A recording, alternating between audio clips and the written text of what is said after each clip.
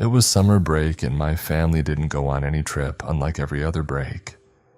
I was just 8 years old and my younger sister was 3. We were playing along with other kids who lived in the same building as us, just on different floors. The building is not exactly an apartment building, it's more of a multi-storied house. The front gate is a bit further from there and the only entrance and exit of the building. So since we were downstairs and playing, anybody who would enter or exit the building would be visible to us and we'd greet them because every tenant knows us and we know them, as well as their family members who might visit them. A new person visiting any tenant is rare but not impossible. Right adjacent to the big entrance gate is a small old-style window with a grill, but it has a small opening at the bottom. We were all playing, but then I got tired and sat on one of the chairs placed on the porch-like place.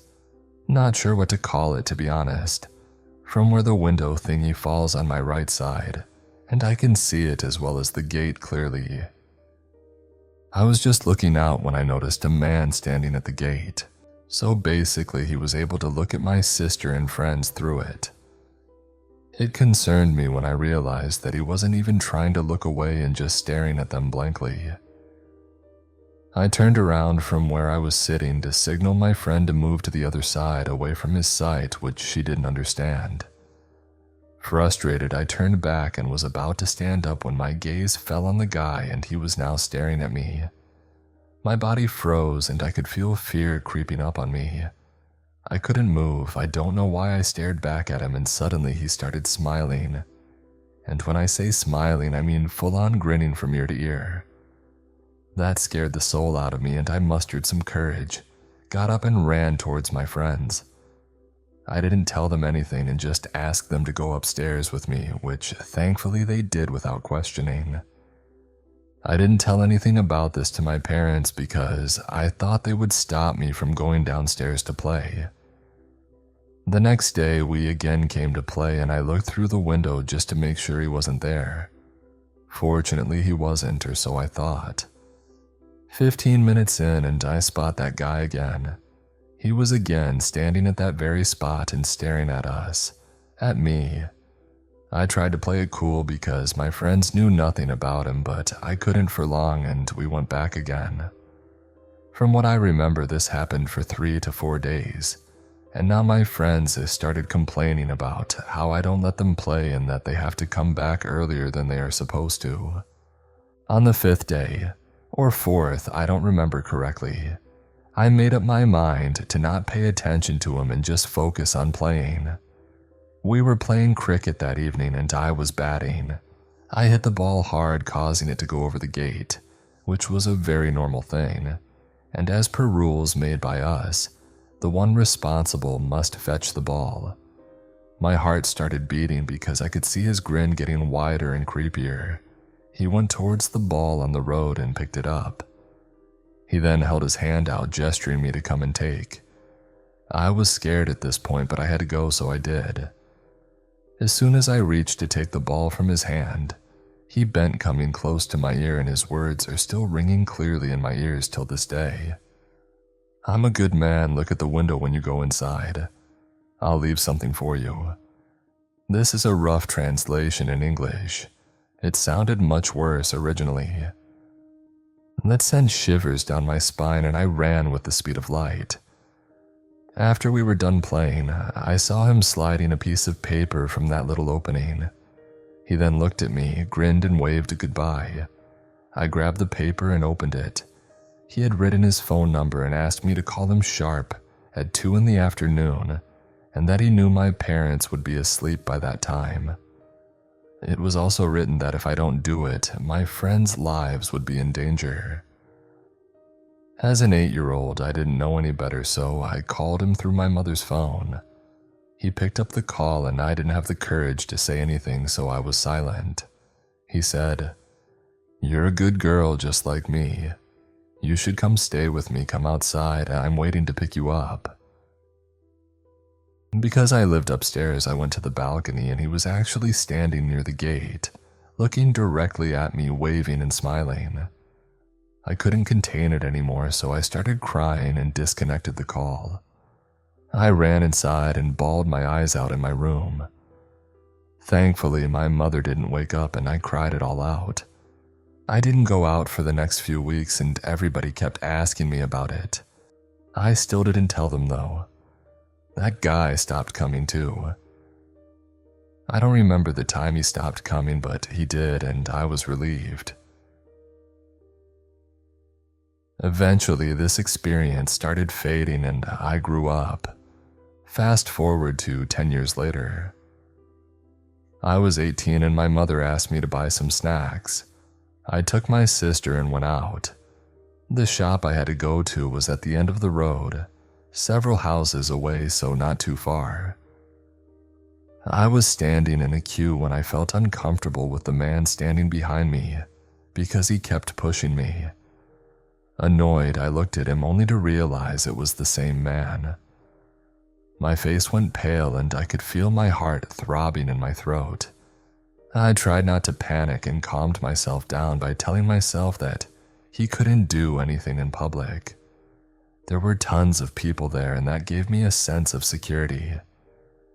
As soon as my order came, I took out my wallet hastily to pay, but he beat me to it. The owner looked at him weirdly and then at me because I was a regular there and he was seeing this man for the first time. I paid for it anyway, and the owner politely asked him to take his money back. I gave the bag to my sister and asked her to go home and to inform our mom about a man following us. Just in case he attacks, I'll have a backing and she would be safe too. Our house is within vision range of the shop, so I waited for her to get inside. And now it was my turn to go home.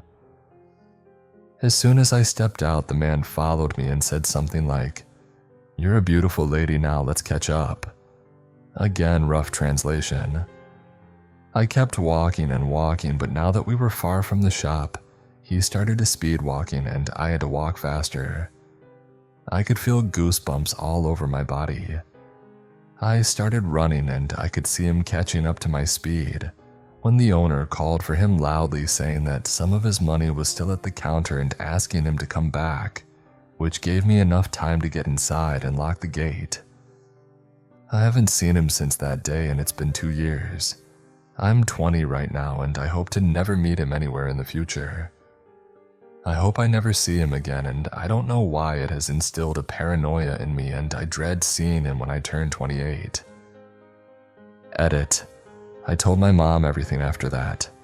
Because my dad lives in another city for work, I didn't tell him since it would make him hella worried and possibly affect his work. My distant uncle is a local cop. He's quite close and trustworthy. We tried finding the creepy guy after that but couldn't. He literally vanished into thin air. We also asked the shop owner about him, but he said the guy came back, took his money, and went away. Nobody else paid enough attention to this guy, so we couldn't find anything. I go to college by public transport, so I have to walk around 1 kilometer to reach the stop. I take the other road, which is opposite to the road that leads to the shop. It takes longer comparatively, but I feel better at least. Not once have I seen that guy or felt anything creepy since then, which is a relief. But again, I'm kind of paranoid every time I step out, though I do carry pepper spray and a sharp keychain with me all the time. About moving out, we cannot afford that just yet.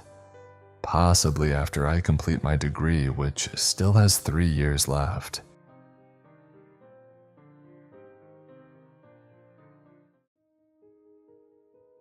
This story happened when I was 21 years old. It is in a smaller town outside of a huge city in the Midwest. This was 1981. I worked at a fast food joint and they stayed open until 3 a.m.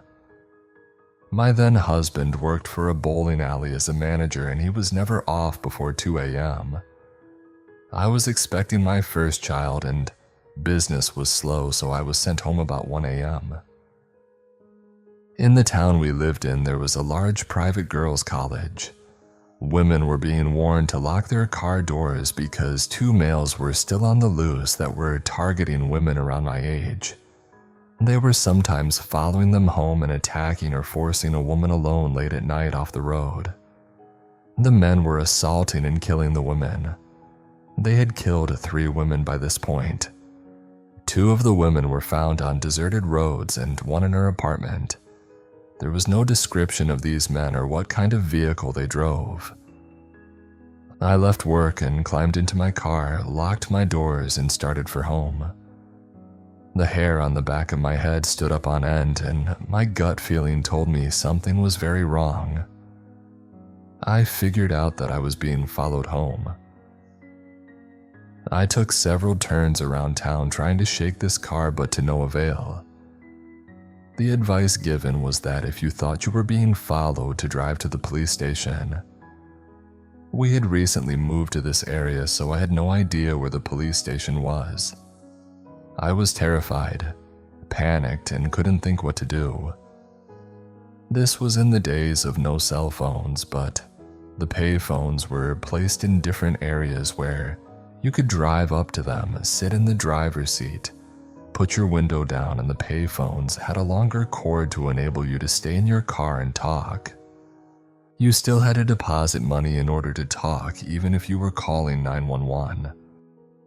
I thought briefly about trying to get to one of these phones, but I was too scared and didn't think I could have a coin ready in time before these men could have time to approach me. My parents lived about 4 streets over from where I lived, and I decided the safest decision was to try to make it to my parents' house. I was still being followed when I got to my parents' house. There was a short block you could go around by my parents, and I went around this block about 3 times, and every time I did, I honked the horn. You would have thought laying on the horn would have discouraged these creeps from continuing to follow me, but it had no effect. If anything, they moved in closer behind me. I pulled into their driveway, and these creepers pulled right in behind me, turned their lights off, and I heard their doors open and shut. I was beyond terror at this point. They were out of their car, one coming up on one side and one on the other. My parents' house was a split level, and you pulled up in front of a double-car garage. In order to get in the house, you had to go in through garage door or front door, and the front door was to the left of the driveway about 2 car lengths away, plus a set of steps. I laid on the horn again, they still kept coming. My dad, who was retired military, oftentimes stayed up late at night watching TV. Thank God he did this night. All of a sudden, he turned the porch light on and burst out the front door. He assessed the situation instantly and started yelling at these creeps to get the F away from my car, all the while barreling down the steps towards them. At first, they didn't retreat very fast, but they must have thought better. My dad is very big-boned and about 6'4". He had a brother that played college football, and he wore a size 15 Triple E shoe. He made it to the front of their car and pounded on the hood of it before they were able to burn rubber reversing out of the driveway. While he was unable to get a license number because they didn't have a front plate, he was able to describe them and give a make and model to police. Police told me how fortunate I was that my dad had realized what a dire situation I was in. I still get chills thinking back to that night. I remember it as if it were yesterday. My dad said he thought he heard a car honk more than once, and then he heard me in the driveway. He had just shut off the TV and was heading for bed when I pulled in. Thank God my dad acted so quickly, or I might not be writing this today. This incident has caused me to be hyper aware of my surroundings, and I never turn into my driveway without making sure I am not followed. Always be mindful of where you are, and don't walk around with your headphones on or phone pressed to your ear. You never know when you may be an opportunistic moment for someone with ill intentions. Know where your local police station is, and if you ever get chills that something is wrong, drive into the police station. The police are more than happy to help you out. Better safe than sorry. The police did capture these creeps about 2 weeks later, and they didn't get a fourth victim. They were both on probation for kidnapping and assault. They served their time and decided killing their victims left no witnesses. My dad is still my hero today. His quick actions prevented me from being the fourth victim, and the color, model, and make of the car my dad described was the description of what they were driving when they were arrested. A few years back, when I was around 18, I entered a very rebellious phase in my life. I had always been a prodigy child, always did as I was told, never stayed out late, didn't smoke, didn't drink, scored the highest in all my classes. All my family, my friends, and my friends' families thought I was the perfect kid. But then something changed. I was on a lot of medication due to my health, and I started going through bouts of depression. I started acting up like never before. I stopped going to school. I would stay in bed all day, didn't talk to anyone, and then slowly I started talking to strangers online. Initially, it was just talking to them online. I would talk to a few people till I found someone interesting. I would dedicate all my time talking to them until they no longer held my interest, and then moved on to the next person. This went on for about a year. Then I eventually started meeting these people in person. Most of these meetings were sexual, and I was very reckless. I slept around with more people than I'd like to admit. And regardless of my lack of concern for my own safety, I somehow never met anyone that had any evil intentions. We'd meet a couple of times, do the dirty, and that was that. Until I met this one guy. I was talking to a couple of guys at that time. I wasn't in any sort of relationship, but just being a hoe. So this guy starts talking to me and asks me about my hobbies and my interests, what I do. I told him I do not smoke or drink, and he was shocked. I told him it wasn't that I'd never done it.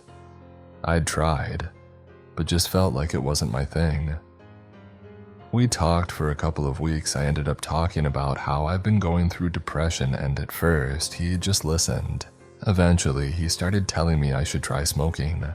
It would help me relieve anxiety and stress, and I always turned it down, but he was relentless. After a month or so of talking online, we decided to meet.